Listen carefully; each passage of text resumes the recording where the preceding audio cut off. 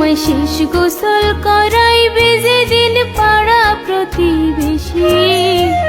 Aunty শেষ গোসল না, যেভাবে বিয়ের আগে প্রেগনেন্ট হয়ে অবৈধভাবে বাচ্চা জন্ম দিচ্ছেন। তুমি কি জানো আমি প্রেগনেন্ট? দেখেন আমাদের বাবু হইছে। আমার তো মনে হয় সারা রাত ফরজ গোসল করালেও শেষ হবে না। সো হ্যালো বন্ধুরা, প্রতিবারের মতো আজকেও আপনাদের মাঝে নিয়ে আসলাম আরো একটি নিউ রোস্ট। তবে এই খুকুমনির পিছন দিয়ে দেব 1000 পাওয়ারের বেগুন ডোজ।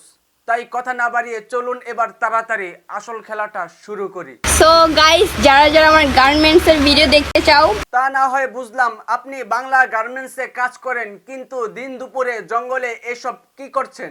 বেঁচে আছি মরার মতো। বাচ্চারা দেখলে ভয় পাবে তো। কস্তুরি মাইয়া সুরাইয়া জিন্সের প্যান্ট পরিয়া। দেখেন শামিম ভাই, কথাটা মিথ্যা হলেও সত্য। আন্টির বাটনগুলো দেখে মমতাজ খালার সুইচ টিপ্পা দে গানটার কথা খুব মনে পড়ে গেল। মামা মেইন সুইচটা এবার টিপ দে, আমার আর সহ্য হচ্ছে না।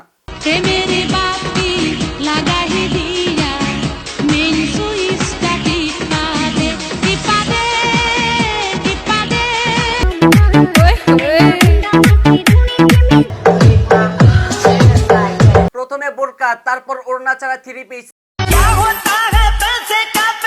আর এখন দেখছি শার্ট প্যান্ট। যদি ছেলেদের শার্ট প্যান্ট পরতে এতই ভালো লাগে, তাহলে ছেলেদের মতো জাইঙ্গার চেনটা খুলে খাড়াইয়া একবার হিসু করে দেখাও, তাহলে আমরা বুঝবো তুমি ছেলে হয়ে বিশ্ব জয় করতে পারবা। कल रात ऑनलाइन मिली एक लड़की।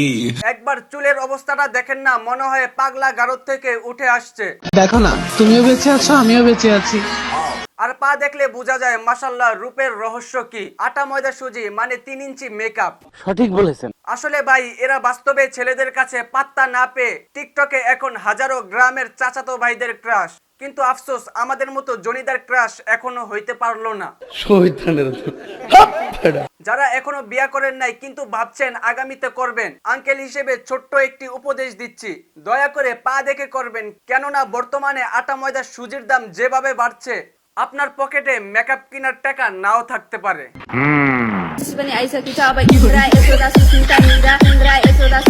সেজন্যই বলি, বেগুনের দাম এত বাড়ে কেন? হালার জীবনে এত কষ্ট করে পড়ালেখা করে বিটিএস ক্যাডার হইয়া মানে বিসিএস ক্যাডার হইয়া কি বাল্লা ফালাইলাম। মহিলা কলেজের সামনে বেগুন বিক্রি করলেও আজ লাখপতি থাকতাম।